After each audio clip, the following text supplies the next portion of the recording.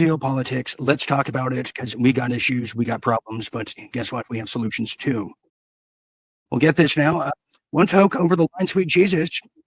And I say that with great pride because it's certainly the circle that Donald Trump seems to be keeping lately. And this one takes the cake for the Bizarro, award of the year. But let me tell you about it first with great pride. Well, a stunning hidden cam video has now caught the Faith Office group speaking in very unusual tongues as it's being described over there on the White House grounds in the run up and lead up to what we believe is now the troop movement as we now enter World War III. Well, in a video that has now gone viral and is leaked everywhere, just ruthlessly, it shows a office that I didn't even know exists, but it's called the Trump Faith Office. And it's hard to explain, and I'd rather you just see it for, see it for yourself, because this is one for the record books right here. We just thank you right now, Lord, from the east, the west, the north, and the south. You will shake America with your power and your glory. We cancel every assignment of the enemy.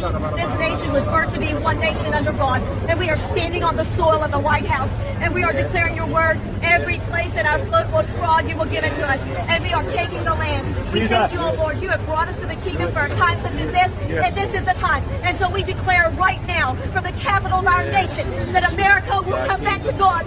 We will come back to God. Nothing will stop this nation. And we speak right now by the authority of heaven.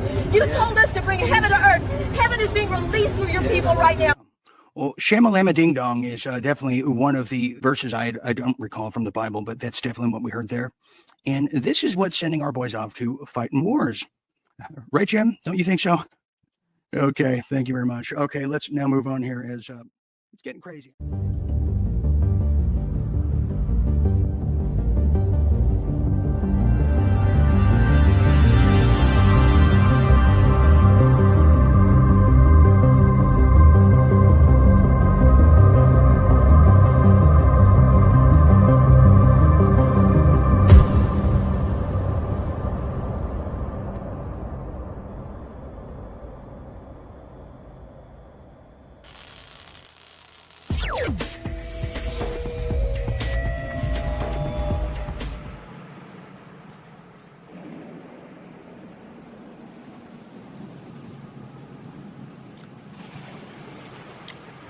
Real Deal Media presents Late Night Thoughts with Dean Ryan. Visions of Zion. A show about everything and nothing at all. An original podcast. No copycats. No complicity. Just thoughtful. Yeah. Feel it.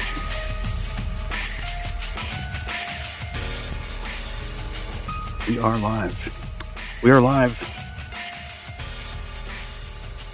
That's right. I'm a person too. Not an animal. All right.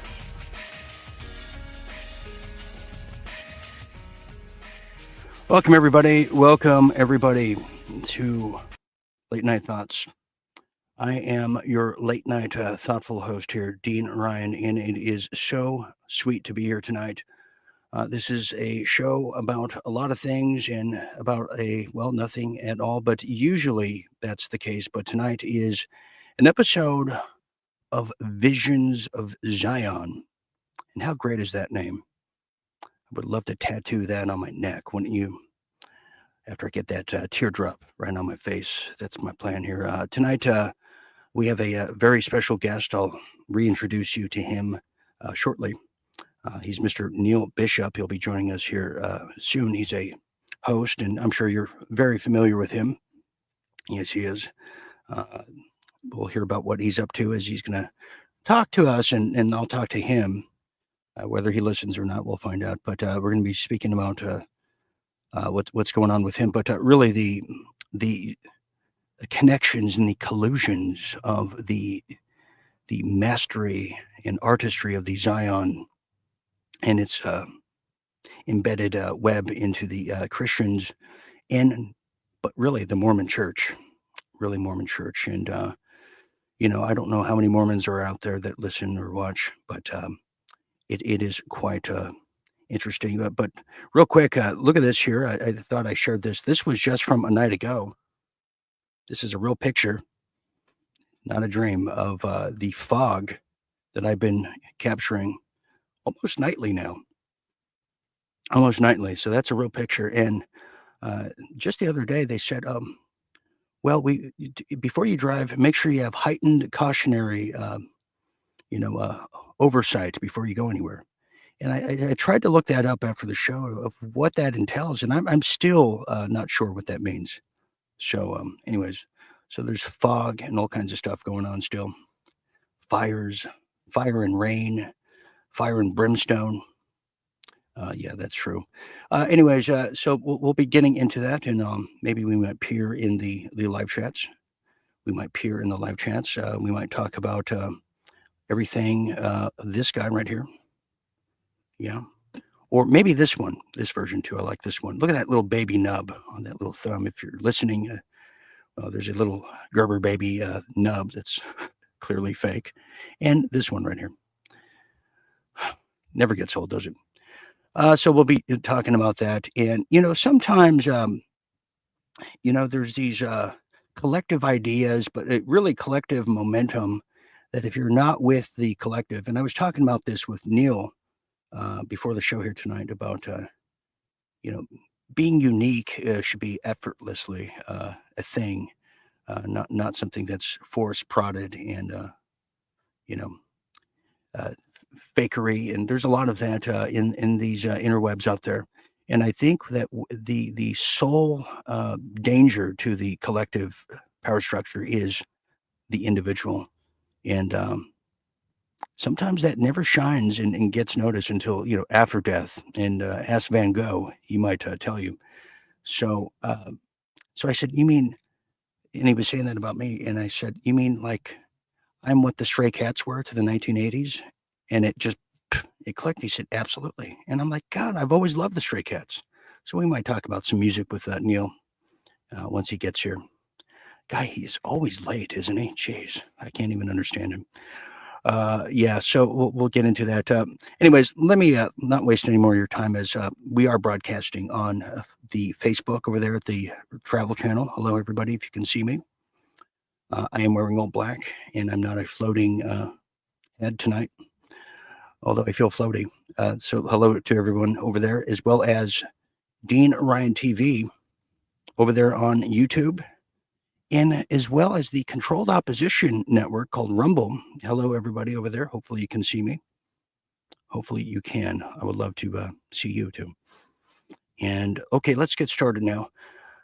My next guest, you know him well. Some of you may not know him at all, but he's very well known in many places. In fact, he is on X News America over there on X. He's on some other websites that have X's in them, sometimes triple X. He's a man who's known as the Superman at the local sperm banks out there. You might know him. And if his kids are watching, your dad's here tonight. I found him. He's a man who has, I felt, avoided me for quite some time. We're going to talk about that, why he avoided me, and is it me? Is I'm the problem? We're going to get to that therapy session.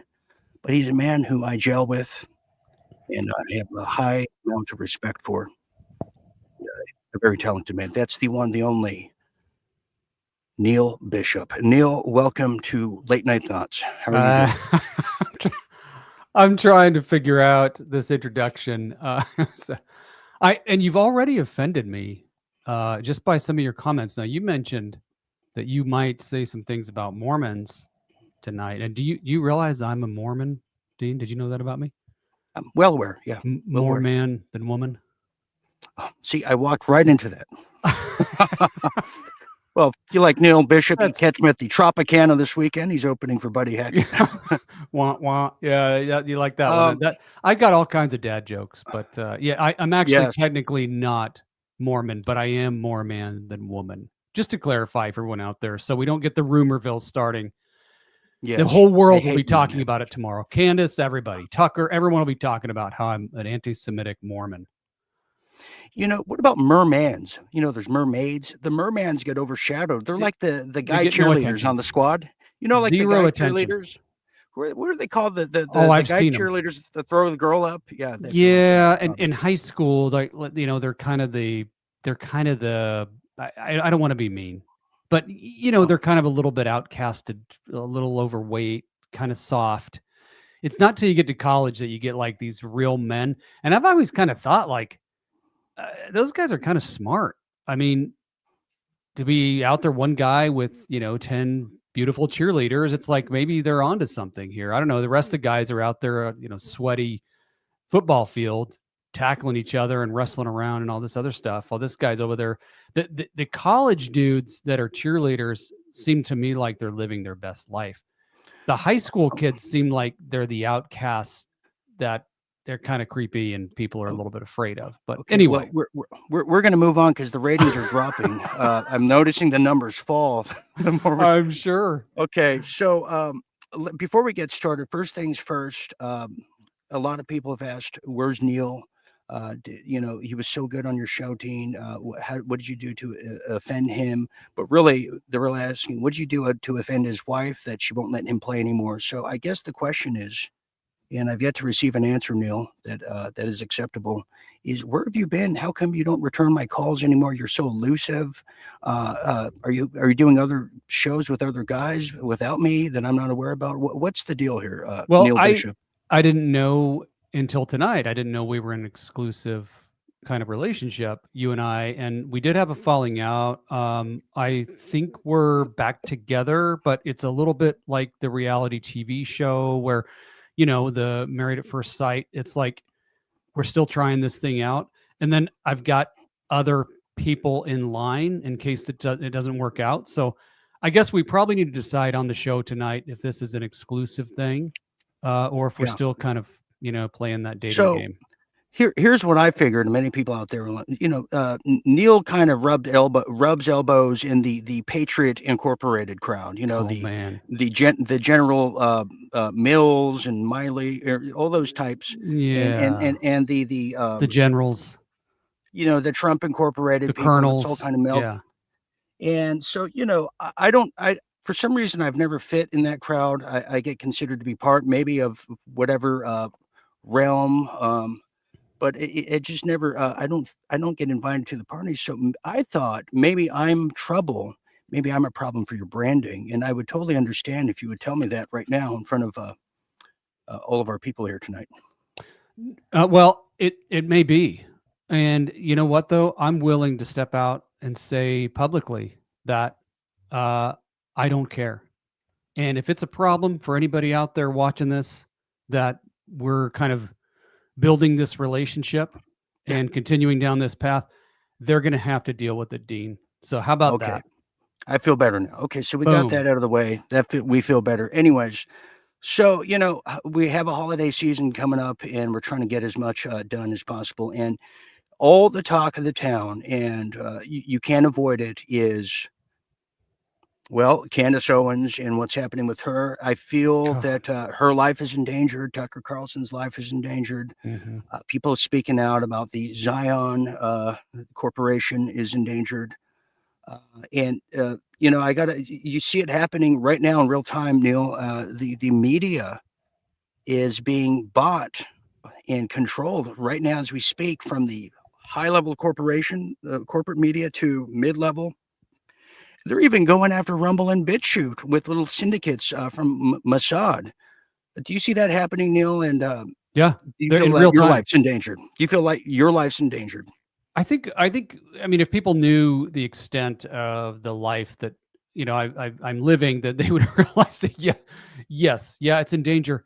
Uh, but we're seeing in real time posts being taken down on Twitter or X, whatever, that have anything to do with the criticism of, we'll call it Zion. Can we call it Zion tonight? I think everybody knows what we're talking about. But when you criticize a particular nation, it's so, and think about this, Dean. Think about this. In North Korea, if you live there, you can't criticize North Korean government. Okay. If you live in Cuba, you can't criticize the Cuban government. If you live in China, You can't criticize the Chinese government. All right, you get my point. But if you live in the U.S., you can criticize the U.S. government, but there's this other entity you can't criticize. So when you put two and two together, what does that mean? Because China is ruled by China, right? North Korea is ruled by North Korea. Cuba is ruled by Cuba. The U.S. is ruled by. So I think that's what's coming out, and people are losing their marbles over it. And it's not. It's funny because people call it. It's the right's favorite word now. It's what racism is to the left is what anti-Semitism is to the right now. How the left uses racism to shut down dialogue is how the right uses anti-Semitism to shut down dialogue. You can't have a dialogue anymore. And case in point, Tucker Carlson personally reached out to Mark Levin, who is one of the world's favorite Zionists, and said, let's just get on and debate. Let's have a friendly debate and talk about this.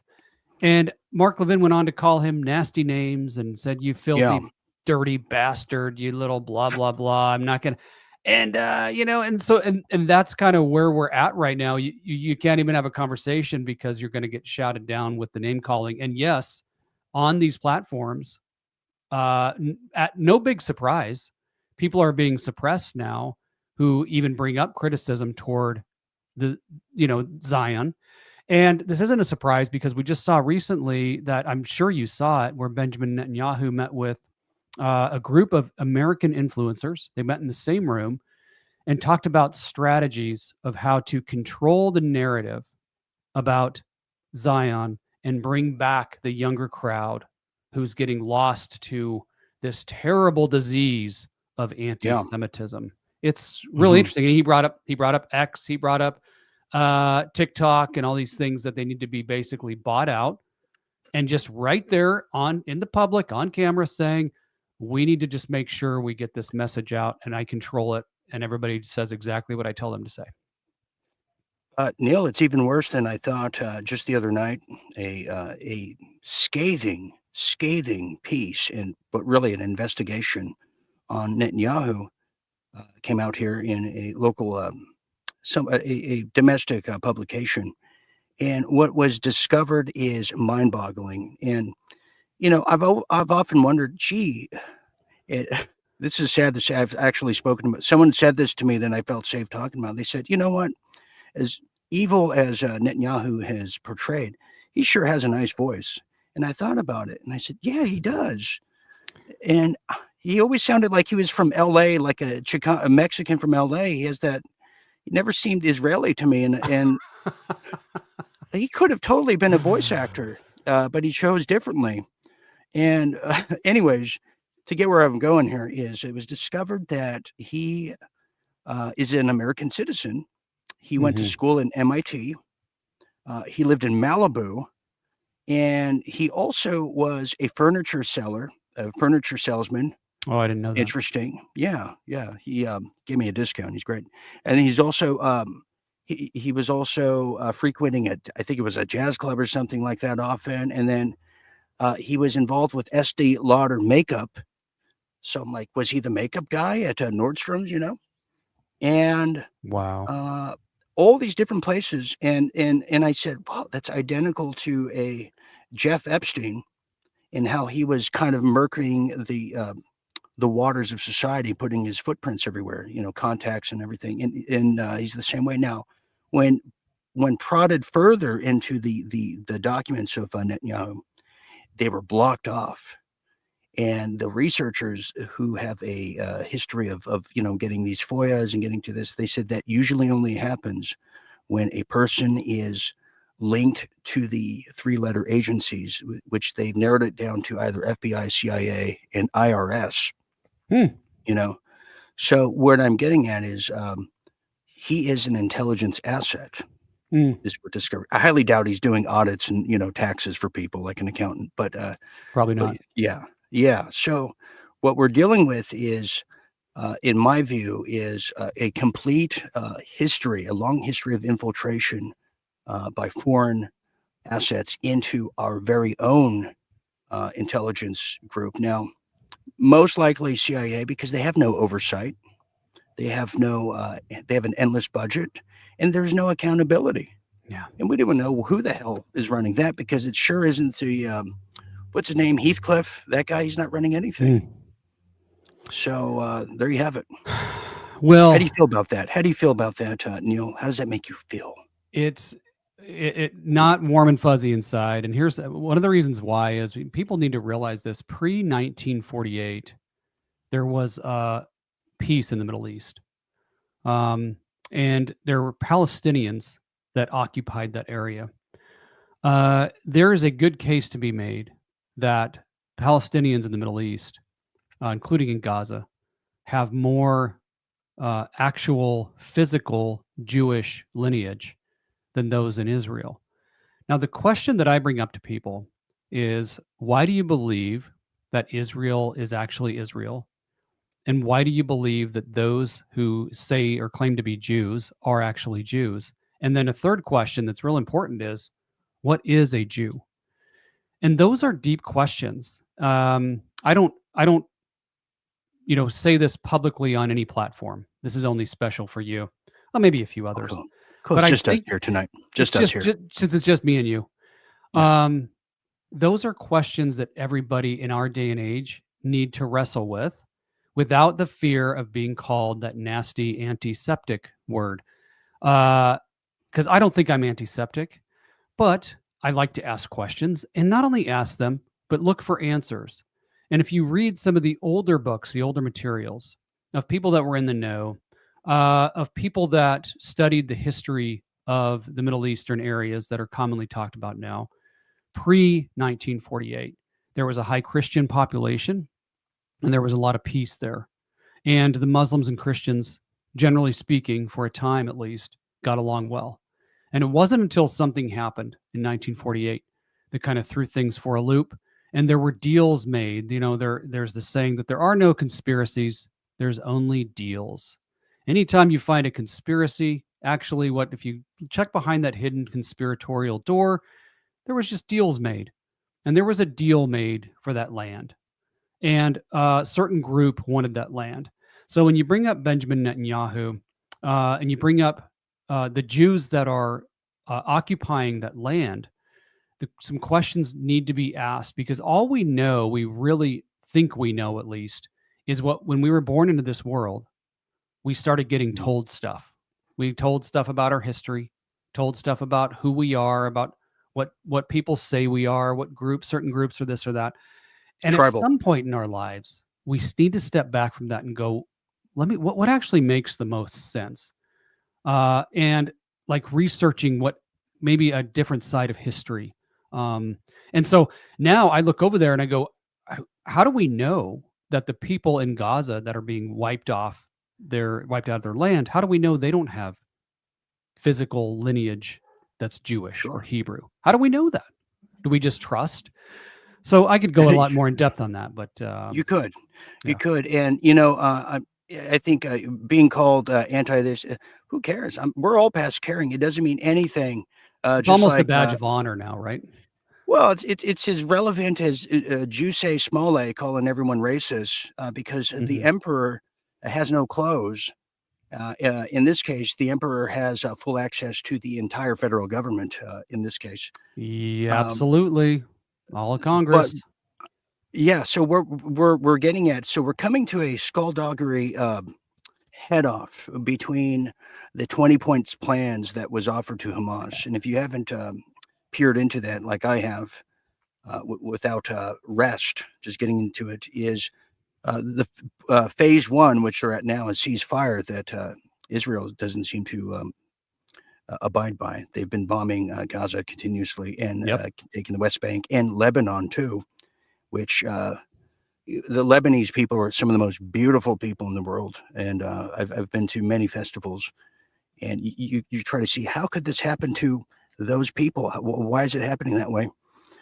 So the second phase of the peace plan, of the Trump 20-point plan, is for ultimate peace, to then have Jared the Rat Kushner come in there and build condos, golf courses, but then to have the governance be in a council that is made up of everybody that just destroyed the city beforehand. So it's like 2 steps back or 2 steps forward, 3 steps back. So my point is, and I see where things are going, Neil, and I'm going to tell you how this is going to end because, like Karnak, it's coming to me, is that we're never I think the World War III apparatus that we're experiencing is a military drill, as we shared with people, called ZIL, because I think the ultimate ending to this is not necessarily kinetic nuclear war, but it's the last days of Israel. They are the world's terrorist. That is a rogue nation, and if you have a problem with that, well, I'm past caring too, because hey, I've lost people because of our fair take on what's happening there, and because they can't handle it, they can't handle the truth, like Jack Nicholson said. But that's how this is going to end. Is they're going to try to use the Samson option, as Mark Levin was suggesting 2 years ago. That's dropping the nuke everywhere, which I believe he'll be the guy on top of the nuclear bomb that's going, just like Dr. Strangelove. He'll be riding that thing all the way to, who knows where. And he'd be, giddy and laughing the whole way. The guy, Levin, I'll just mention as a side note, he can't even talk without shaking. He's got some serious problems, and he's probably vaccine injured. Because he was one of the ones that was ridiculing and mocking people for not taking the vaccine. He said, "I just go take a blood thinner. If you're worried about dying from the vaccine, just go take a blood thinner and shut up." And he's horrible. Did you know he sits on the board of directors of the Department of Homeland Security? Okay, so nobody knows this, and then now he's running the Turncoat USA. Him and Ben Shapiro running that. I mean, this is the biggest joke. Mark Levin has no relevance. He has like a Sunday afternoon show on Fox, so the geriatrics love him, and he has no influence other than he's in powerful positions of the U.S. government and the Israeli government as well. He's a Mossad agent, just like Ben Shapiro.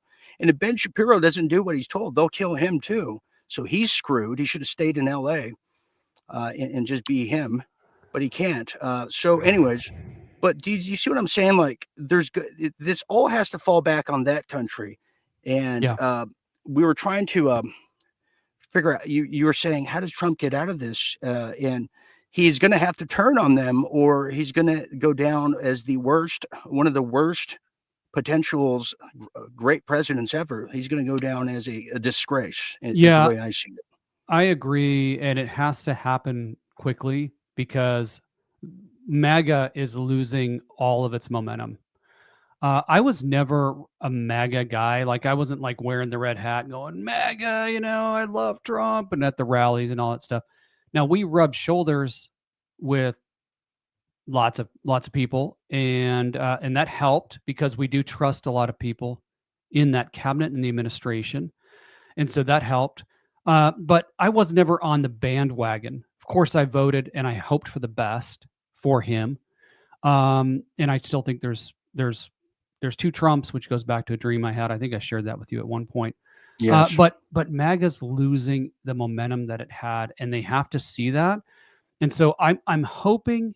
It's not a huge amount of hope, but I think there's a chance that he has something up his sleeve, and it has to do with Zion.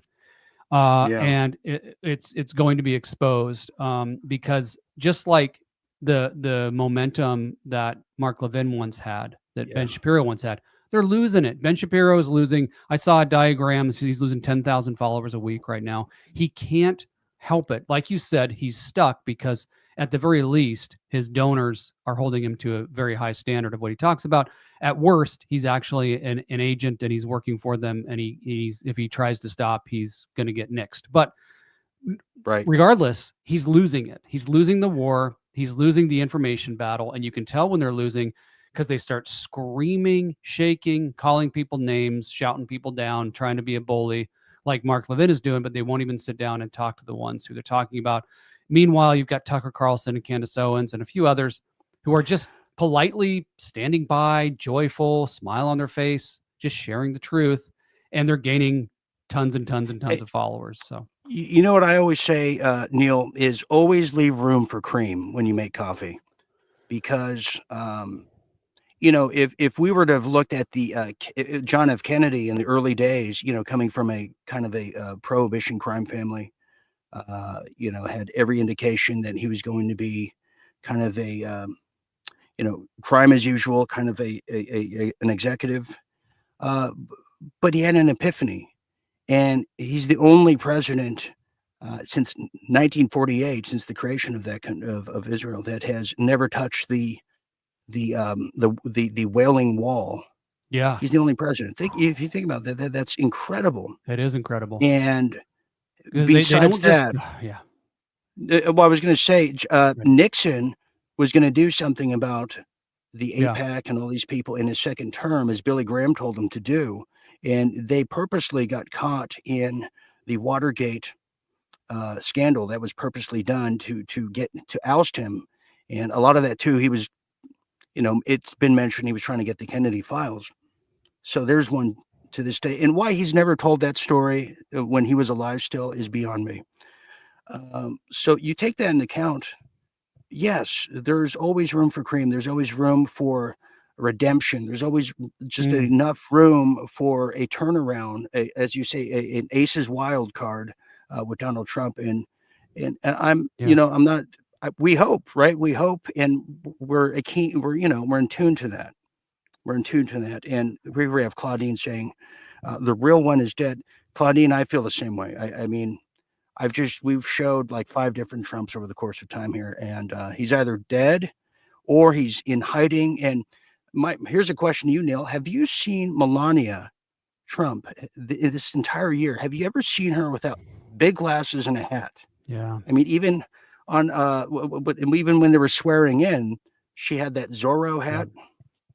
Have you seen? I have yet to see there her. were at the swearing in, there was sort of like symbolism there of Princess Diana in what she was wearing. It was very odd. The swearing in was different too. If you remember, he didn't put his hand on the Bible, and a lot of people were offended by that. But it was the thought that he did not do that because his first term never ended. So it was symbolic of saying this is just a continuation. But yeah, no, I have noticed that. I've noticed the loud silence of certain people that should be on the scene that aren't. And it makes me feel like we're gearing up for something to happen. And there's been some that have been instructed to bunker down. But with the Trump thing, I want to say this, and that's that whether or not there's more than one physical Trump, which it's almost undeniable. Remember, I remind people of this often. Remember that the current president of the United States told us that the last president of the United States was fake. He didn't even exist. So don't go all conspiratorial, thinking that these crazy conspiracy theorists think that there's more than one Trump. I mean, come on, you guys. The sitting president said the last president doesn't even exist, that he was killed in 2020. Wait a minute. Are you saying to me that Joe Biden was not a real person and he was wearing a prosthetic mask created by the CIA? Is that what you're telling me, Neil? I mean, most of us. I thought I've heard everything. I know. Wow. And most of us already knew that, but to have the president basically confirm that, and then everybody just sees it, they're like, "Oh, that's weird," and then they just move on and they, go on to the next thing. They keep scrolling. It's like, that's weird. What do you want on your pizza tonight? Is anybody awake? You realize what he just said?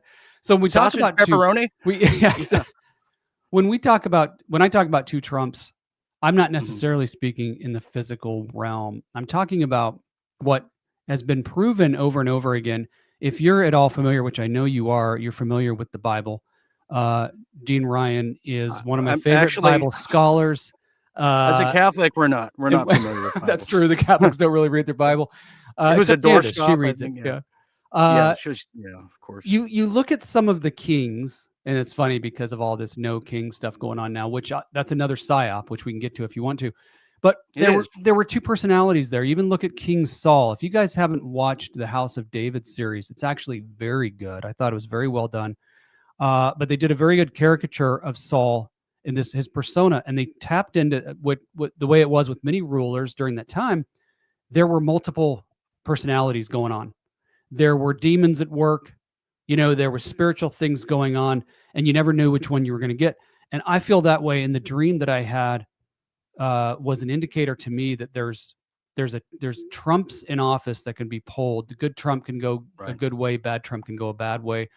And I still think there's hope, but I'm not riding on it. I'm not like Mark Levin sitting on that missile, signing it, riding it all the way to Gaza to blow up the latest hospital or school. I'm not riding it. I think there's 10% hope. Right. I mean, the amount of treason in this country here in the United States is beyond measure. Beyond. The amount of espionage and how this country is being sold like we're one big swap meet is beyond measure. Yeah. That I think the only people that can really relate to Americans being sold out hardcore are probably the Canadians and Australians to that fact. And yes, the Kiwis too. Because the poor New Zealand, I got to shout out to New Zealand. I mean, they were the first ones to get hit hard 5 years ago, and they don't have a lot of people there. And it's such a majestic country, New Zealand. And I feel bad that all of our Hollywood people moved there, and I sincerely apologize. But well, you know what happens in every one of those countries, Dean? Well, yeah, but every one of those countries, just as a side note, it starts out with losing your right to bear arms, and you give it up. Australia gave it up. New Zealand gave it up. You can't even have a gun in most of these. And then lo and behold, within a few years, they're freaking just under complete tyranny. That's the only thing that's keeping us from completely falling. That's why Neil will never give it up, no matter how hard you try. He'll never give it up. No, I won't. Right. No. He likes to be courted, but doesn't mean he'll give it up. Anyways, here's another fakery of the skullduggery. Let me get your take on this. So we hear about Charlie. Charlie Sheen? Yes. I'm Charlie Ward. I almost said Charlie Ward. Who's Charlie Ward? No. Charlie Ward's the Q dude. He's the CIA op Q dude. I thought he was the football guy. And then there's Charlie Sheen, who you basically are like brothers. And then there's Charlie Kirk. Yes. He's the guy that was okay. That's Neil Bishop's The New Surrey. Thank you. No, so we've seen in the media as of late, and as you know, if you follow Neil Bishop's show over there on X, he made a big stink. I don't have it here, but about Erica Kirk, the wife of Charlie Kirkland, who is now cozying up to JD Vance, so much so. I wish I had the picture, Neil, and I might. They were embracing each other, hugging, and he literally put his head by her navel, and she was caressing his hair. And Neil, I've hugged a lot of people in my life that were platonic, and I've never had that sensuality. What is that about? Are they just really good friends who have a different way of communicating, or are they positioning themselves for him to run as president and she be the first lady? Because it feels that way, or they're, friends with benefits, one or the other. What do you think? You know what's funny about that? I think this will make sense to you, and I think it's just you and I here talking, isn't it? There's nobody listening anyway. So, no, people have moved on. Okay, good. I'll bring my. So there's been a number of events, not quite the size of events that Eric Kirk is, introducing people at or speaking at. But there's been a number of events where I've spoken and I've introduced my wife. And I've always had a written paragraph or so that I'll use to introduce her. And it's it's formal, I'm not like real flirtatious. We're not hugging on stage, on that kind of thing. And that's my wife. And that's what's interesting. So when I watched that, I'm like, first of all, I didn't know until then. I'm like, they must know each other. But I have a very intimate relationship with my wife, and we've never done that on stage. I'm like, we've been on stage a lot for obvious reasons. I mean, look at us. Of course, we're going to be on stage. Everybody knows that. But seriously, though, you look at that and you go, there's no way. And then, but it was planned. That's the thing. And when it was planned, it wasn't like spontaneous. Like, and for all we know about Erica Kirk, she's not spontaneous. The things that she says are very well calculated, planned, and she spoke very slowly. She kind of looked up to I don't know where she was looking, kind of looked up at the sky with a huge smile on her face when she brought up JD. Then she sort of corrected herself and said, well, actually, we know Vice President JD Vance. And then the way she talked about him, her eyes got kind of weird and glowy and this big smile and how she, he reminds her of her husband and then the embrace. I can't get over it, and I can't let that one slide. It was a very, very odd. No doubt about it. Yes, it was, and like you said, it was very planned, and I'm trying to figure out why, because right. We've come down to the realization that Erica Kirk, who looks very different than the Erica Kirk you might remember, and I've never seen her children that she apparently had. They don't show them, and she does look different on stage than she does on a podcast. I mean, like or in old pictures too. Old I pictures, mean, no doubt. There's like different versions of her, or different actresses playing her, I want to say. Yep. And why that would be. And then the stuff that came out with her charity in Romania that's connected to some of the most prolific traffickers of our time. This is Egyptian princess. It's just plain old weirdo. Thank you. And Claudine says drugs help. Yes, they do. Let me right, Neil. Go ahead, Neil. This is being talked about in circles that are very close to this administration.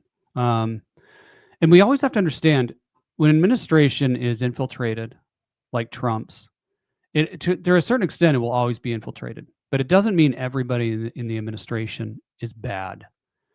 And it doesn't mean everybody knows about it. The best operations, clandestine operations set up by governments and powers that be, CIA, other three-letter agencies, they always mix it together. They mix it together with people that know, people that don't know. So they would, for example, like J6, they'll mix together agents that know exactly what's going on. They're there for a purpose, to rebel rouse, to plant pipe bombs, to start riots. And then there's other agents there that think they're there to just kind of monitor and, do what they're supposed to do, crowd safety, stuff like that. But they mix it all together. So then when you start interviewing, certain agents are going to say, no, there was nothing going on here. And they literally, they're telling the truth because they didn't know.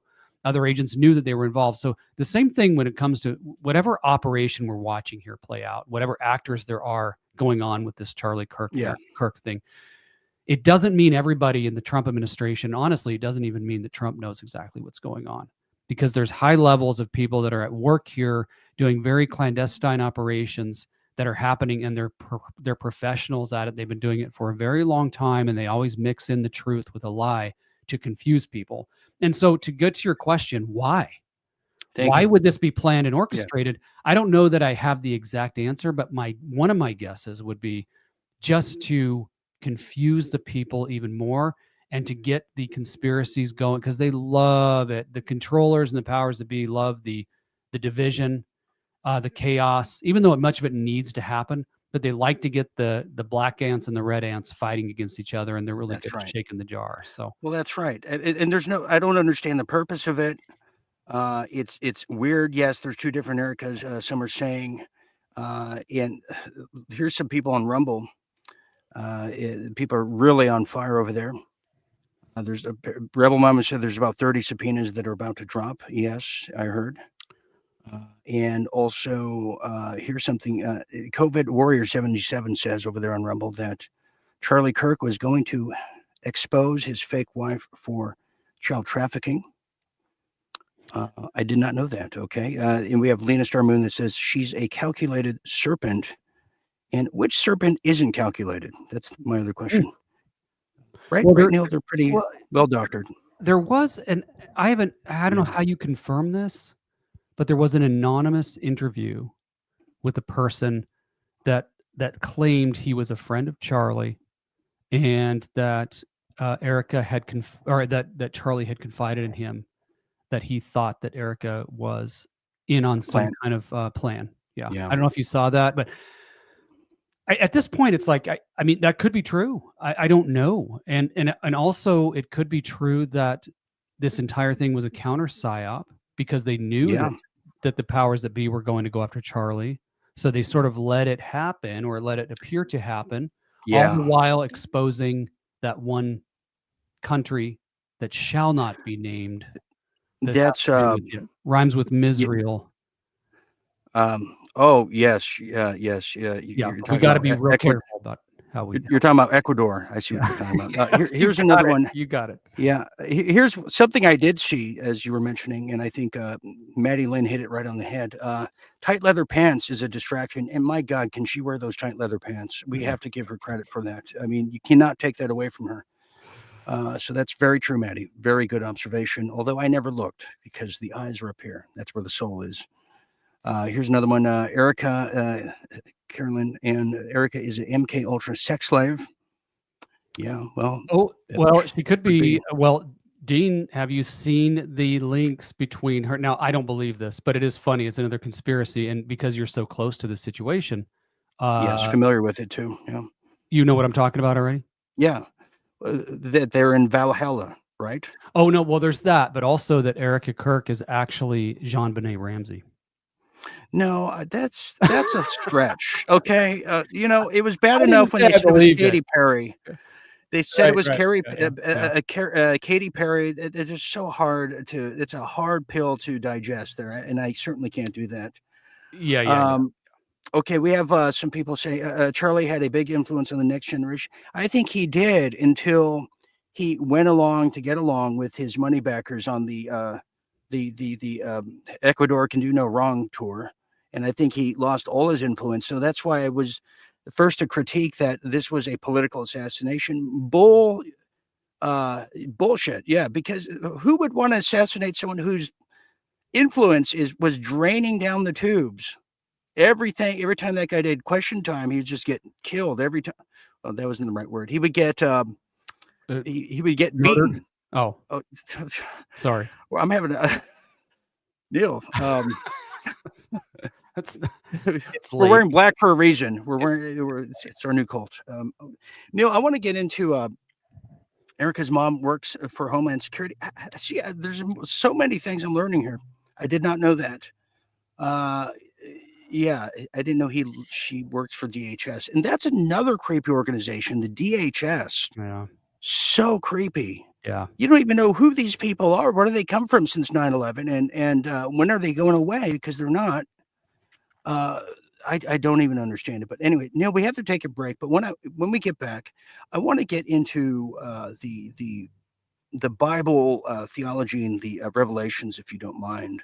Oh yeah, and why I want to talk about why the Catholic Church seems to be at odds with the Zionists in that faith. If you would know the answer to that, and where does the Islam factor come into this? Because you have Turkey that has now issued an arrest warrant for Netanyahu. But this is too little, too late. I mean, where was this over a year ago? What is you had Iran calling for all Muslims to come together for a holy war. Well, we're waiting. What's the stall? What's the wait? And what does this mean when we talk about the synagogue of Satan? And are we there yet? Or is this a manufactured revelation? So we're going to get into that and a whole lot more here as Late Night Thoughts will continue here, as this is an original podcast where we talk about a whole lot of things in some very non-issue things as well. So we'll be right back after this quick message. Don't go anywhere.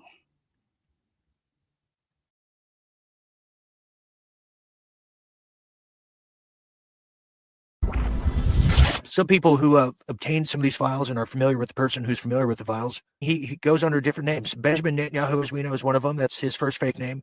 Benjamin Natia. Then there's John J. Sullivan, the Skippy kid from next door. Then there's John J. Sullivan Jr., just in case you oust him. So can you imagine John J. Sullivan, the wild and crazy guy called John J. Sullivan, was doing nights on the town, probably with Gary Busey over there in Malibu.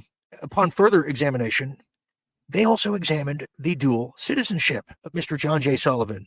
My man, John J. Sullivan. Give him a round of applause, man. What if he played saxophone at a local jazz club?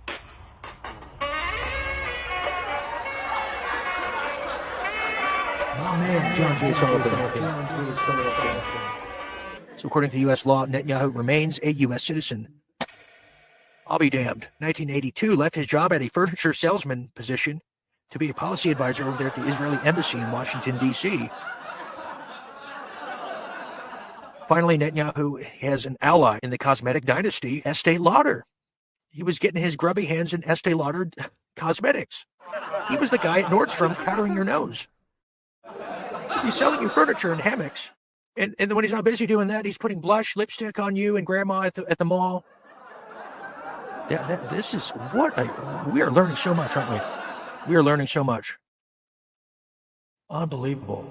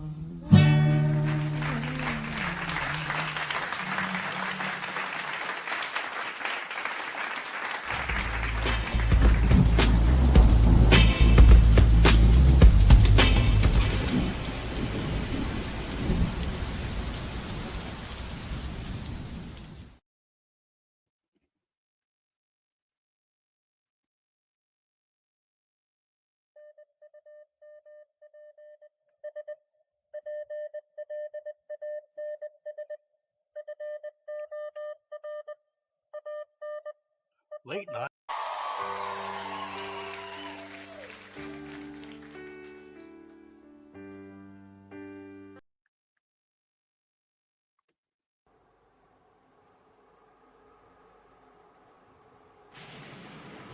We are back. Can you feel the wind in your hair? I sure can. Never mind, that's fog. Stand corrected. Coming back here with Neil Bishop here. He'll be here shortly. He's left to get into some of the mysteries of the Bible. Yes, we are. It's a big, mysterious book, isn't it? Yes, it is. I'll answer that question myself. Welcome back, everybody. Welcome back to Late Night Thoughts here with Dean Ryan, your thoughtful host here in the late night. Wherever you are, we are the people that do and rule the late night. Isn't it sweet? And let's welcome back our guest who is finished. He's finished running his chore. Wink, wink. We can guess what that is.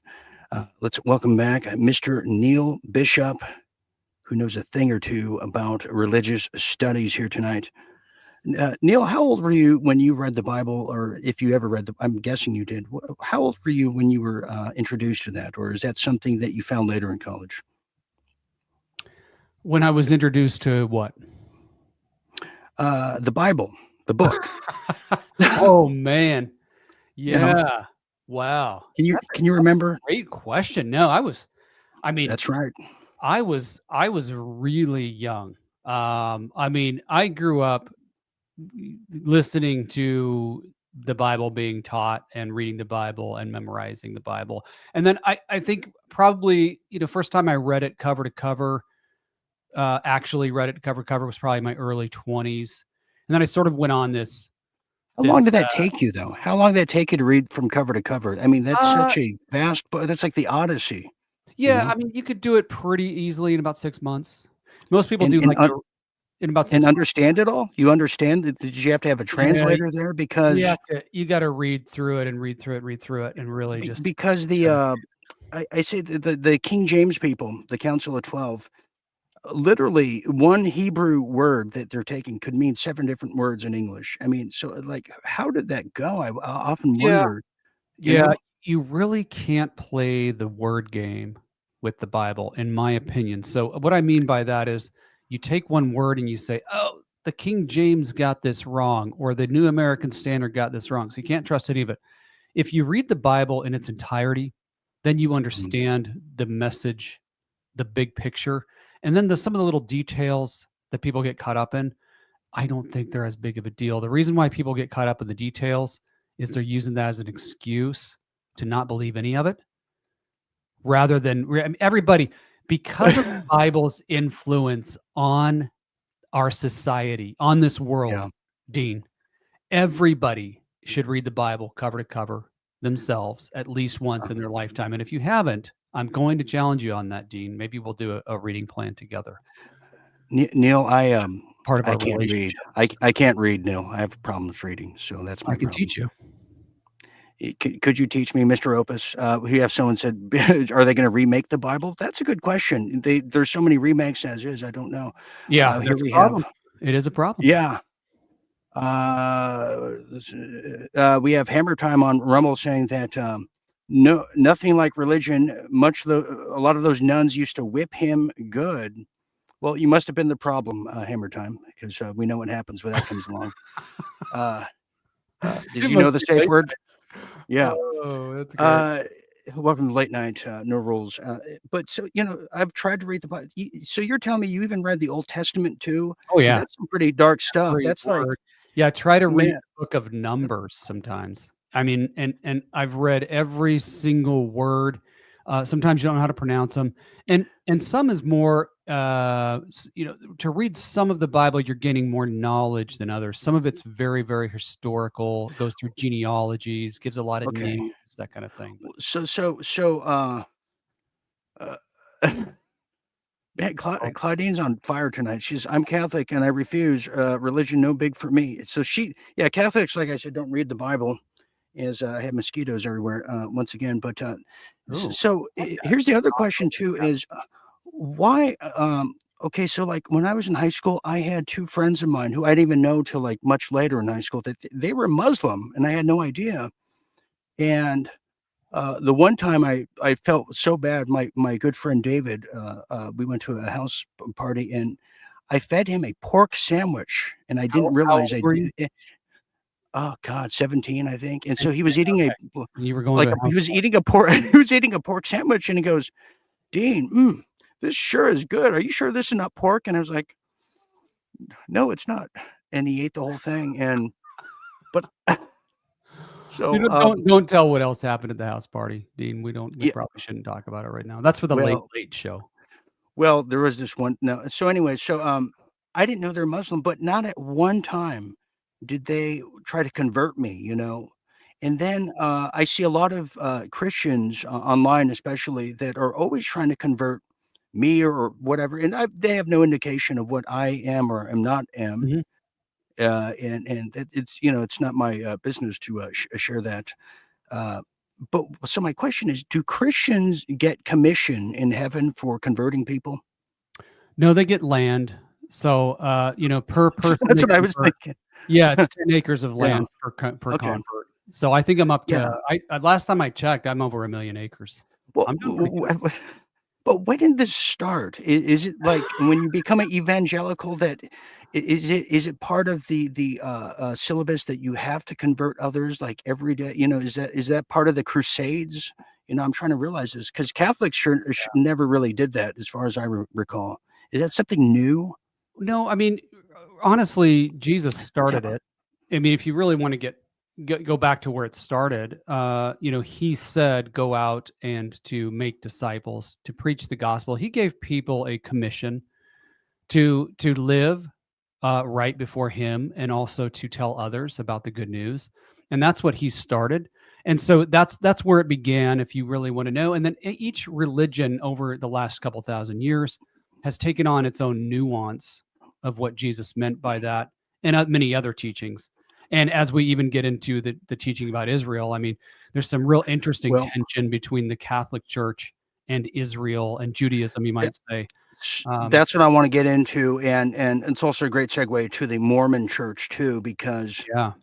when you look into the tabernacle of the Mormon Mhm. is I found there's a lot of similarities in a way to Scientology because you had Scientology ran by oh my God, what's his name? What's his name? E. Hewitt. You guys know who I'm talking about there. I We forgot. do. Yes, I think it's like IAP something. It's like initials. Anyways, but there's always this like in Scientology, there's a CIA, money fund granted to the head of that one, as well as the Joseph Smith character, who there's the similarities. But when you get into the Mormon history overall with the federal government of the U.S., Ooh, it's weird. and it's very weird. The I think it was Lincoln at that time or somebody that said we can't deal with these people anymore. Of Brigham Young, which is an acronym for bringing the young, and they just gave them Utah, which is a very weird land. You go to Utah, you see all the mountain formations and the rocks. It looks like there was like UFOs there and or water or something. It's a Yeah. crazy place. And high crime in Salt Lake City. You wouldn't think so, and very low alcohol levels, Yeah. percentiles. So then, what's fueling it? So there's a connection there, just like there's a connection of the Mormon Church to the Zionism, as well as a connection with the Catholic Church and the Zionists. So I figured let's start with the Catholics first. Why is there a? It's said that the Zionists hate Catholics more than Muslims. Let's Yeah. talk about that. What are your It's a weird what are your thing, what are your because thoughts on that? well, supposedly, if you look up the history of it, um, there was tension, you know, many thousands of years ago, immediately following Christ, because the Roman Catholics blamed the Jews for Christ's death.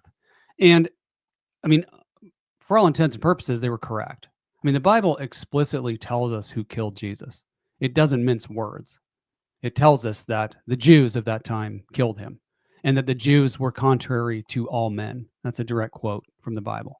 Wait a minute. Wait a minute. You're saying it was. You're saying it wasn't the Romans. You're saying it was the who was it?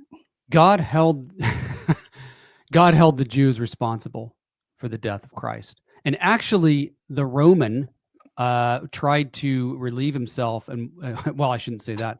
Tried to wash his hands from from from completely from having anything to do with Christ and with his death. But the Jews wouldn't let him get away with that. So the Jews were held responsible for Christ's death. Now, what's funny is when people get mad when you talk about that, because they think we mean all Jews are bad and I therefore hate Jews because they killed Jesus, and the Jews today, blah, blah, blah. The Jews today didn't kill Jesus. And I don't even know who the Jews are today and how you prove that they're actually Jews. But I can tell you what the Bible says, what are actually Jews. And so, but Right. but to go back to the tension, that's how the tension started. And some of that's been it's all political now. The Roman Catholic Church is all political. As you go up higher, as in any religion, but if you go up Okay. the Judaism ladder, if you will, to the rabbis and the people that are running the show Uh-huh. there, it's all political, and it's all about wars, land, money, um, trafficking. That's what it's all about, and that's what almost all these religions are. And now the Right. biggest one today that's hard for Christians to comprehend is that the evangelical world has also been pulled into that, as we're seeing the Now, fall of mega pastors and mega churches and all that kind of stuff. And Mormons, big time money. now, Neil, I got to stop you there. If you're saying Joel Olstein, my pastor, is in any way, shape, or form corrupt, I'll leave the show right now. That is a man of God, and he's a well, He parties in Vegas a lot. I know that's a sensitive subject for you because you and Joel Yeah, Osteen were pretty close, if I yeah, remember right. yeah. I am sensitive, Very but close. no, but what you're saying, okay, so this goes into see the Catholic Church in their day of reckoning that happened 25 years ago now. Can you believe it?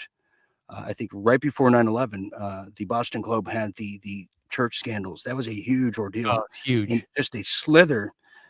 My grandfather, who was born in the 20s, he remembers hearing about these scandals when he was just a little boy in the church. So this has been going on for a long time. You could go to Brussels, you could go to Belgium, and you'll see statues in the Catholic auditoriums of these priests with, altar boys at the waist area kneeling, and so the signs and symbols are there, and that's a great form of communication. Yeah. And it goes to show the bigger the organization and institution, the more corruption and cover up is there. And Boy Scouts of America totally prove that, as well as a Oh, lot yeah. of these things that are coming. But It's so inevitable. okay, so Yeah. with the Catholic Church, so in Judaism they practice the Kabbalah. Madonna's been known to do that. The Talmud, the Catholic Church. At the very top, there is a satanic connection because to be a high priestess in the Church in the Luciferian churches, you have to become a Catholic priest first. That's the orthodoxy of protocols. So there's a lot of these weird connections, but There are. there's something, and you might know the answer to this because you're like the Indiana Jones of the Bible. I see. Is what is the Catholic Church? What did they take from the Zionists? I don't know if it's scrolls or a documentation of sorts because they have a lot of secrets in the Vatican. Hence why they have that telescope named Lucifer. They Go do. figure. Yep. What is it? Yeah, What that's is it that they stole? What did they take from the Zionists that there's no forgiveness at hand there? What is well, and that? people may not know this, but if you look it up, the Vatican is shaped as a snake. And I'm sorry, I have a lot of respect for Catholics. I don't respect the Roman Catholic religion. I don't respect the Vatican. I don't respect the Pope. I don't respect all the priests, like, as you mentioned, with all these scandals. Much like the same. I mean, I would consider myself a Christian. It doesn't mean I respect all the different facets of Christianity and evangelicalism and dispensationalism and all the churches, and because there's so many scandals. I mean, the evil has penetrated every single denomination and every one of these cults: Mormonism, Jehovah's Witnesses, Catholicism. But people may not know that the Vatican is shaped like a serpent, inside and out. And you can even Google this, but if you Google the Vatican, you look it up, you see the outside is a curved shape of a serpent's. I mean, it's undeniable. The whole thing on the outside is a serpent. There's also a key. There's a keyhole from the top. It's this giant, this big stuff. But some people believe that is at least symbolic, if not more literal, the key to the bottomless pit. And then inside the Vatican is like a horror show, which I wouldn't. I mean, Really? oh yeah, it's really bad. It's serpentry everywhere, and it's everything's upside down. So if you look and take images from inside the Vatican, you'll see what is supposed to be Have a you been before? Have you been to not. the Vatican? I've not, but I've Okay. studied it plenty. And what's supposed to be Okay. like a statue of Christ, if you turn it upside down, it's very it's demoralizing Interesting. stuff. Yeah, it's Um, hard to even comprehend how deep it goes. right. But, and as you know, there's so much stuff, so many hidden documents, and some people believe even hidden That's scriptures and things like that in the Vatican. hidden scriptures. The hidden scriptures of Judas, for one, is there. Yeah, It's said to be that Judas did not betray the Christ, and was instead told to bring Romans, something of that nature. And I'm paraphrasing, so I do profusely prophologize on that. Here's another one. Here we have the Davinator 82, who is a scholar in his own right, and he'll tell you. let's go. He says apparently the Jehovah's have 6 golden plates, and when they find the 7th one, it's gonna be far. Well, it's gonna be a sight to be seen. Interesting. I didn't know that. Maybe we'll have Neil discuss that. Then we have Hammer Time, who is sharing, saying the following over there on Rumble, saying, quote, "My uncle worked at the Vatican, told me there's been 4 civilizations before us, many sections held there." That is interesting because with the exploration of Antarctica, we see the existence of civilizations, pyramids. We know the Chinese have a different map, as they were the first navy to circumnavigate the world, but never, it never shared that information. Other land masses that exist. Yeah, it's a wild, wild thought. Okay, so we're learning about this now, and we could go on about the Catholic Church. I went to 8 years of Catholic school, and Well, that I explains was a lot. raised in the church. Yeah. This is, what was hard? It was hard for many of us when the scandals came out to believe or to fully, like, there was so much denial because it was hard. Like, it was hard for me to think that our priest at church, Father Tevington, would ever have anything to do with this because this was a man who fell asleep by the end of his sermon on stage. So it was so old. Well, We yeah, used to take him. sure. It was just, I mean, he was such a sweet old man. We used to take him to Denny's after church. You get the same thing every Sunday, like. So, and I think that's what's hard for a lot of people to believe when we're talking about the top. People are thinking about, oh, but my Aunt Edna, Right. it's the common people, I agree. And I've met, I mean, bless their hearts, these little Mormon boys that are 18 years old and they show up at your Yeah. doorstep. I've had hours long conversations with them. And when I say conversation, Okay. it's more me talking and Browbeating. yeah, telling them to take off their silly little I'm Bishop so Take it all off. their Yeah, he's so mean. You should hear the way Neil talks to Mormons. Oh, he's so mean. I am He's mean, just talking about their he's like a long drill sergeant. underwear. I mean, all kinds of Okay. fun stuff that Magic you don't even underwear. know about. But the lower level people, I know so many good Catholics, even good Mormons. Oh, Jehovah's thank you. Witnesses, Thank you. that's a different ballgame. But when you go up, when you work your way up the ladder, any of these centralized religions, and I include in that, even Baptist organizations and ones that would fall more toward the evangelical, mainstream Christian side, the bigger they get, like you said, the more money they get, there's going to be something there that's not the way the church was supposed to run.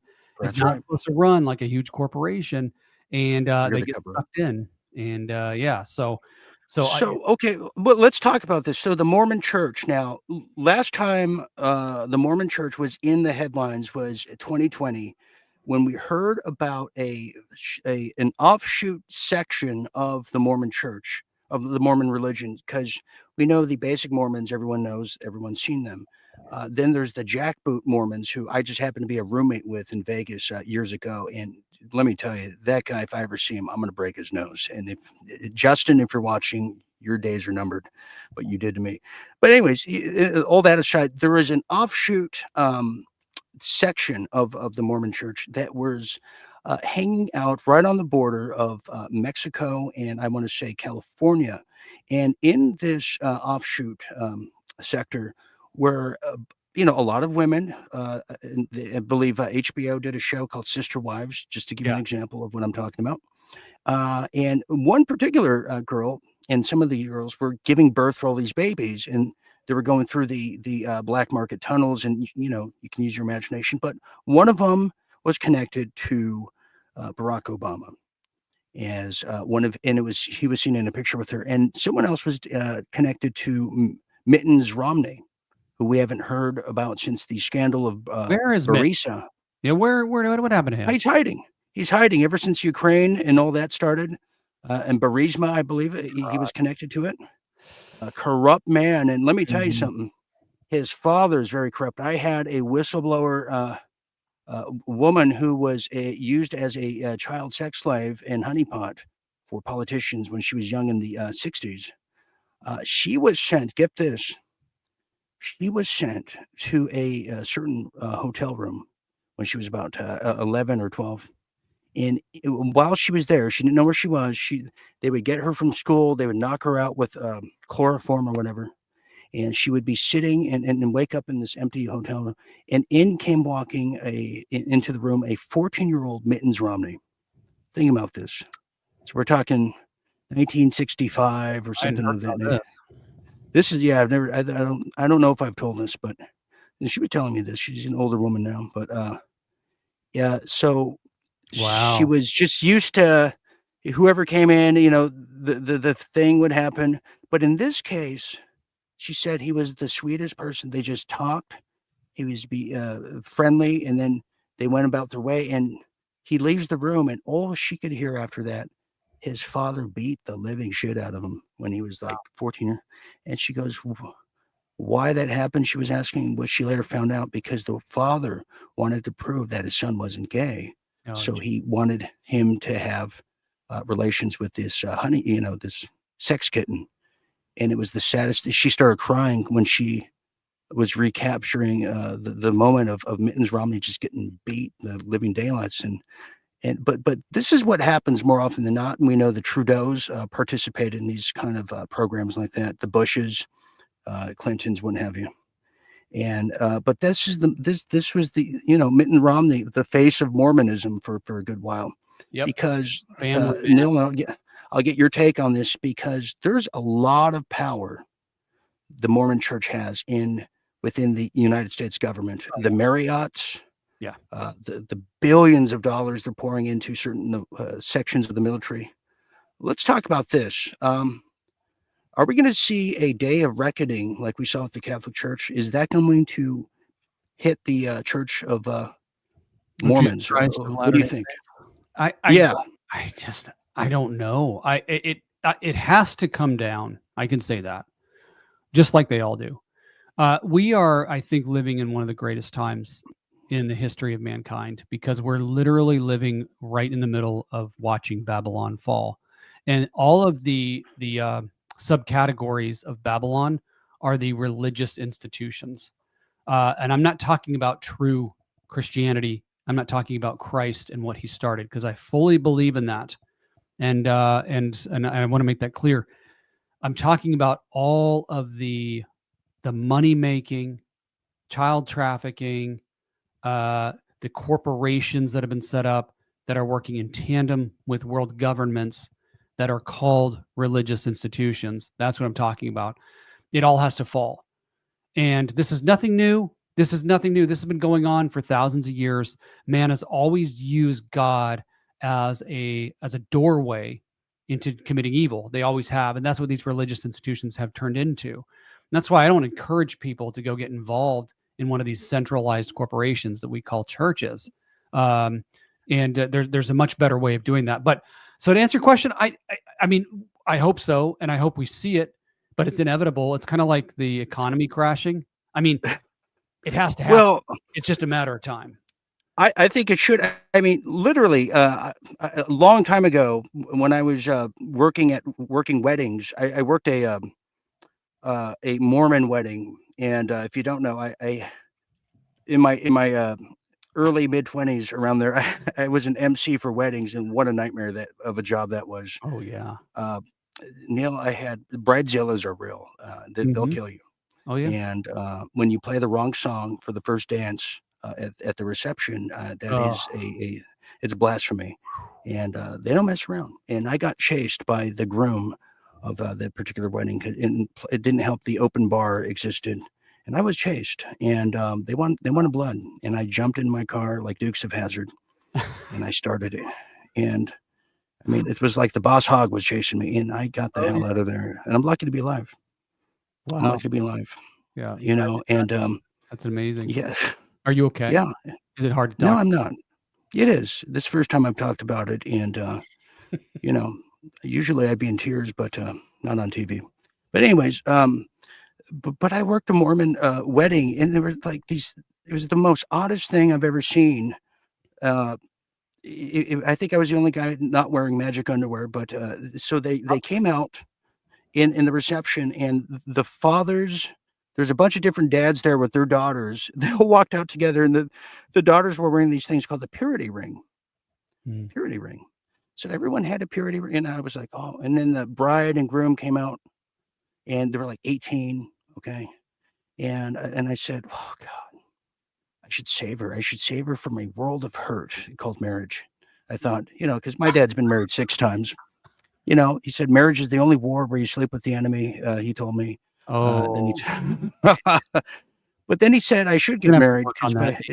We got to work. well, he said I should get married because if you don't get married, you'll never experience the joy of divorce. He told me, and so these are the things I've always stuck in my mind. Yeah. But I just thought it was just this weirdest thing because when you look into the young culture, the Mormon culture, so they don't have relations because of the purity ring. Mhm. However, they have certain kind of relations that make sure the purity ring is still valid. So you read about these things, and hey, look at Nebraska. It's the highest levels of STDs are in the Bible states. No joke. The facts don't lie. Yeah. So, not that I want to talk about that with you, Neil. So we see this happening, and I just don't. I think they have so much power in the Mormon Church that they prevent any lights being shone on them. To the fact and point that they even assassinated the leader of the Mormon Church not that long ago Yeah. from talking. Probably, who knows? But Yeah. so the day of reckoning is coming. But speaking of revelations that you were talking about here, do you think we're really in Revelations, Neil, or is this another manufactured, 3D printed version of what they all wanted to see in the first place? The fake locust, the fake red heifer. I mean, I'm still can't get over that. I know. What are your thoughts on I that? know. What are your late night thoughts on that, Neil? And my thoughts have evolved on this because I grew up really believing that the rapture could happen anytime. We're going to be taken out of here before things get really bad. And sort of looking for every event to point toward, oh, here it is. Oh man, the red heifer. Oh, the third temple's being built. Oh, signs of the times. Oh, the one world currency. We're always looking for something to go. Where's the Antichrist? The Antichrist is going to be. It's got to be, Obama, or it's got to be Bush, or it's always the Antichrist is always one of the presidents. Now the Antichrist is Trump. So we're always looking for these things. So my take on it, to put it simply, is that humanity's always in the book of Revelation. We're always in it.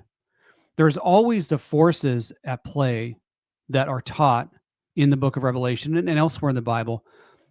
Because the Bible says it says in 1 John in the New Testament that there are many antichrists among you. It already said that. That was supposedly written 2,000 years ago. I don't know if that's correct on our historical dates, but that's It's true. 2,000. No, you're true. It's true. It's And there. I've seen it. It says many antichrists are among you, and they've always been, and they always will be. And so, yes, I think that what we're probably seeing right now is some sort of a manufactured play, rehearsing Revelation, going through the Yes. steps, getting people to go, oh, yeah, oh, there it is, the third temple, and all these things that we're always looking for. And it's sort of this psyop to get Christians to keep them in a state of fear, To bow down. loosh, Yeah. to bow down, to loosh to their fear, to harvest this energy that we produce when we're living in a state of fear rather than a state of true faith and freedom that we're supposed to be living in. So yeah, Totally agree. Totally agree. And I say, don't fear the reaper, just like the song told us. Don't fear the reaper, because the reaper is probably not as real as you think. There's a few comments I want to take, and then Mr. Watland found the answer to what we were looking for. Why the Jews hate the Catholics. Well, I'm going to tend to that in a second. Here is some things here. We have. Let me talk about this. Carolyn Ann says the Antichrist will be one of the young princes with either Turkey or Jordan. Really? Thank you, Carla. Thank you very much. Here we have Misty saying, ever go to a pool party with Mormons? I have heard it's very weird and wired. Yeah, I have. Yeah, it is rather weird. tell us about the last Mormon swimming party you went to. I'm curious. Well, it wasn't a swimming party, but I imagine if it would be. Let's just say I felt normal amongst the I'm sure. tabernacle. Yes. I could tell you some other stories too, but off here. Here's another one. We have Claudine says they're supposed to give you the list of the music. No, what happened was, for that party that I'm talking, the reception, they gave me a CD of The First Dance, which was supposed to be God Only Knows by the Beach Boys. However, the CD she gave me had no singing on it. It was just the music. So I freaked out because I knew I was going to get my ass kicked if I didn't do this right and or fired. So I picked up the mic and I started singing to it. But that wasn't good enough for them. That wasn't good enough for them, so they chased me and, 4 guys. Kinda like Back to the Future, the scene where, Marty is running from, Biff and the 4 guys, that was me. And then finally here, and we'll get Neil's take on this one, Mr. Watland has, had the eureka moment, thank you. He says, "Basilica of St. John's is older than the Vatican, no snakes." Good, I hate snakes, I don't know. Me too. But yes, and then here's, Peter's tomb is in the Vatican. He slandered the Jews back then, and slandered by the Jews and in their media. Okay, what is Peter's tomb, and what is that all about? Because I'm fascinated with this, right? The people who are Catholic, this is all new to us, right? This is Well, all new. that's Tell me. interesting because what I often tell people is by today's definition of anti-Semitism, Peter and Paul and Jesus would all be anti-Semites because they all spoke against the Jews and had very harsh words for them. It doesn't mean that we speak harsh words against Jews today or that we condemn Jews because it was the actual Jews that were responsible for killing Jesus. You have to say that because people get all sensitive about it.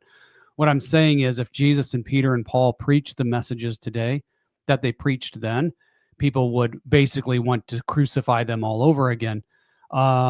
Because, well, I mean, at least as far as we know, Paul was beheaded. Peter was crucified upside down, as far as history tells us, as far as we know. And then, of course, Jesus was crucified. And why were they hated?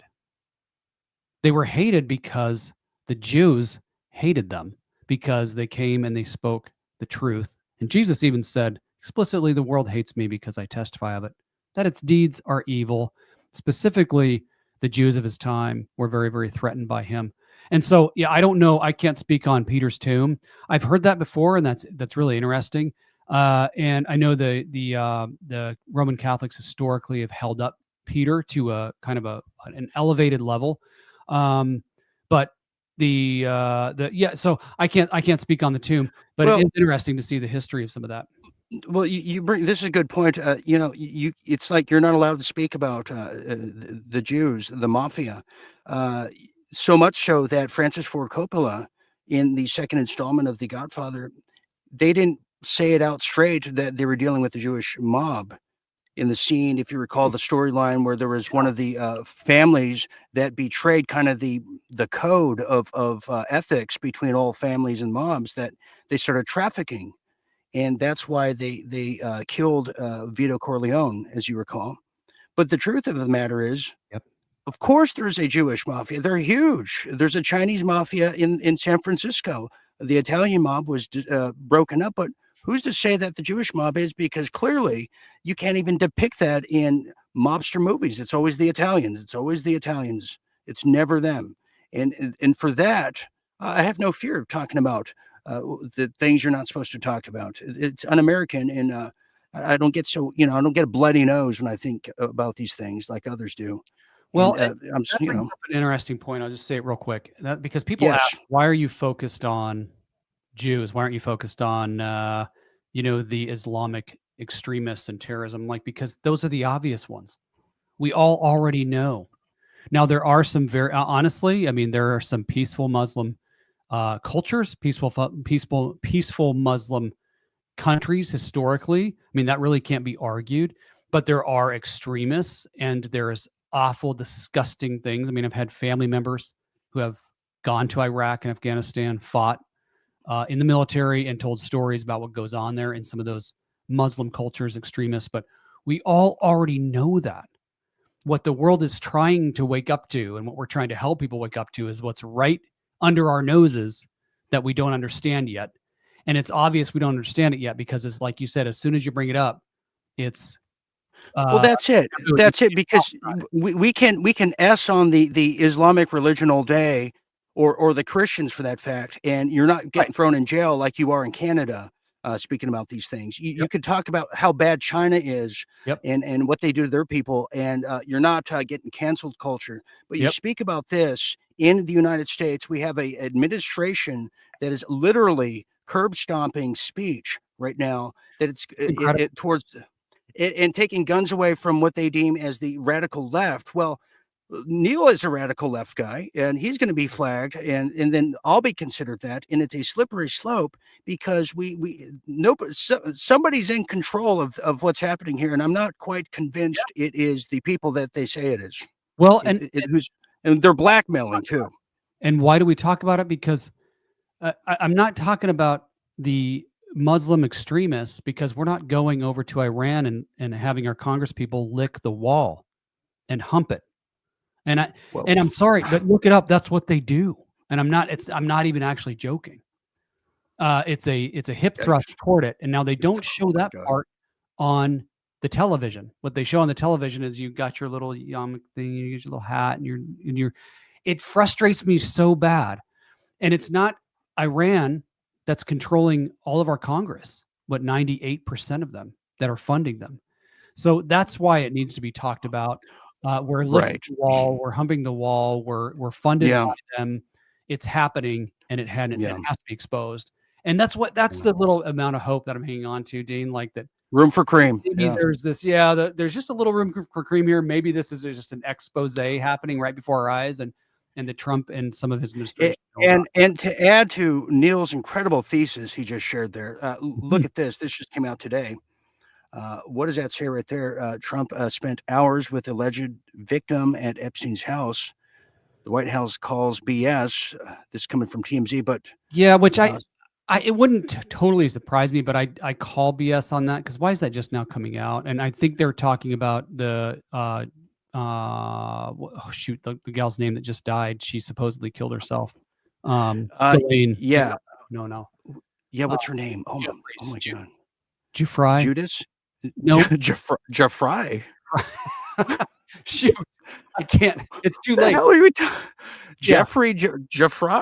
She already, before she passed away, which was obviously she didn't kill herself, but she already exonerated Trump basically in her testimony and said she never saw Trump there. And now they're trying to do an article saying that Trump spent all this time with her, of course, now that she's dead. So that's probably a hit piece. Now, was Trump involved? Possibly. Did he go to the island? Possibly. Here's what it says right here. Here's something close to him that did. Well, they have the actual evidence here. This is TMZ.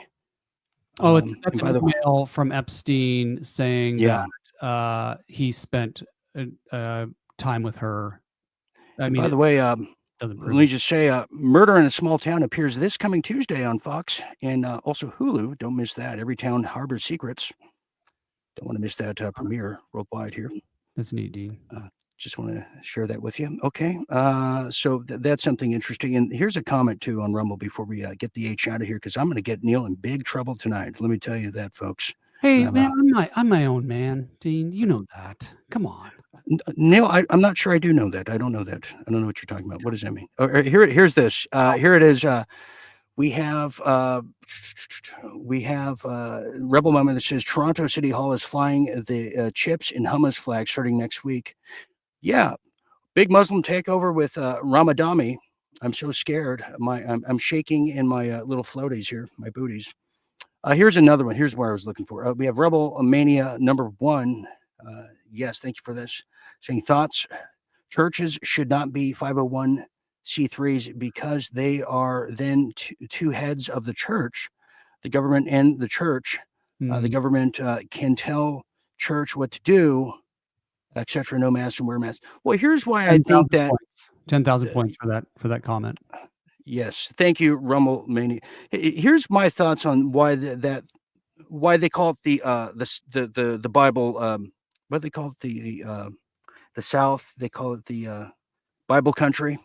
Okay. Is because the 501c3. Anybody can start a church. I know a lot of people. I shouldn't say that. I know a good group of people that have started churches, but nowhere are they near any religious or spirituality because it's a great tax write-off for a lot of these guys.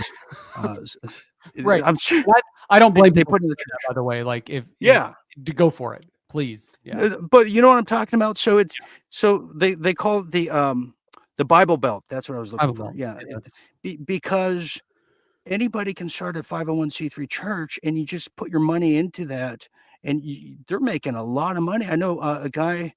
A friend of mine who's doing it, and he goes, oh, we need a congregation. What kind of religion should I be?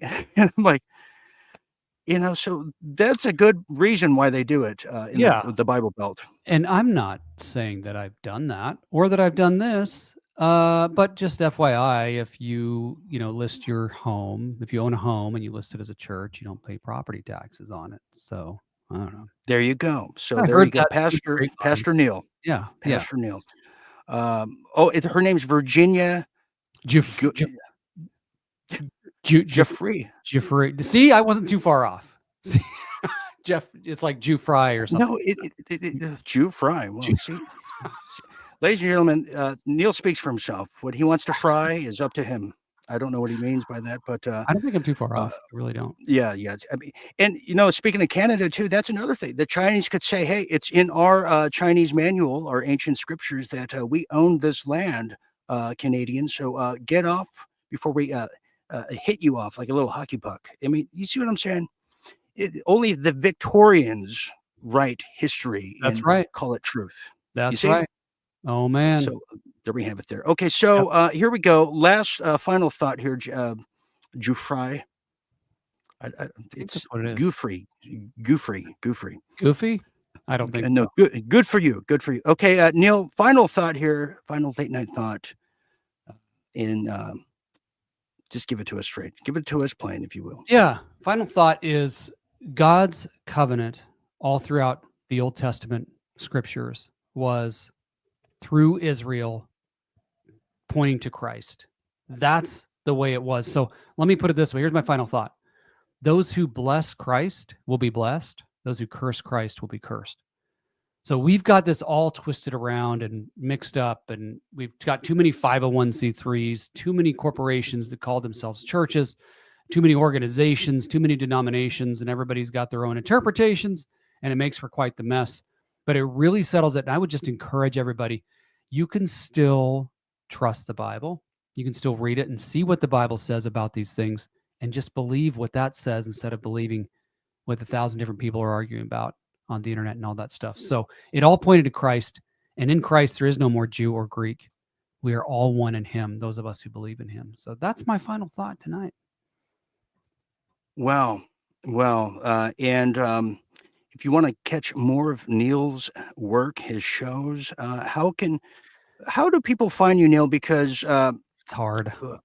It really is difficult. You're all over the place. They're mostly closed groups, closed meetings. I don't do a lot of this open public stuff, But you could catch him on Ex-American News right now. Yeah, right now I'm Ex-American News on X. You can go to my Facebook page if you want, and hook up with me there. That's right. And he charges how much an hour? It depends on who it is that's asking. I mean, I've got case by case. Yeah, case by case. Yeah, just Neil Bishop on Facebook. Neil Bishop. And I might add too, I requested Neil's friendship on Facebook, which I never do because I'm never there, but he's yet to accept it. So he's very peculiar, very picky. Don't be offended by it. I'm certainly not. I was waiting for the real Dean Ryan to friend me. Right. Is that the real one? No, there's not. There was about 8 different versions of me selling crypto to everybody. Who recalls that?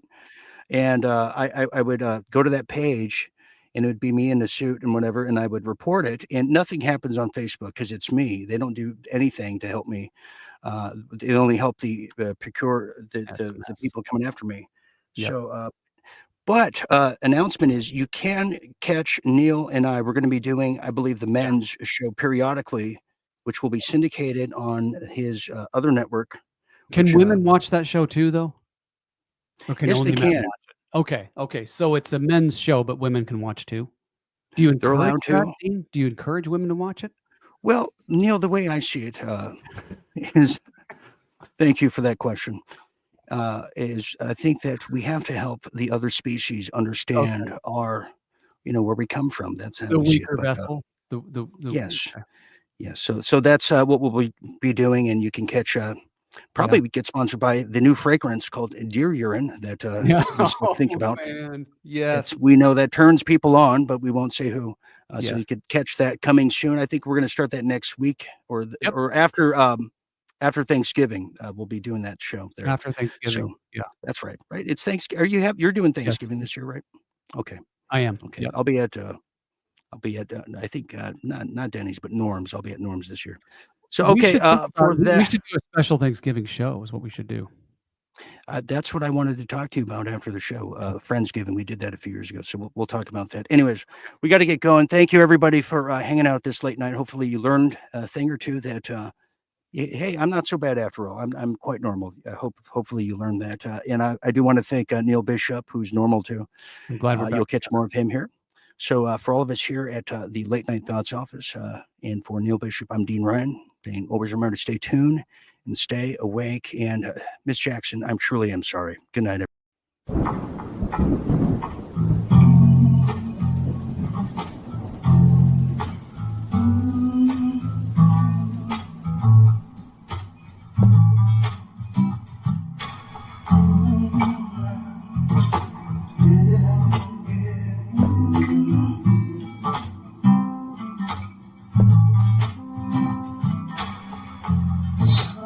So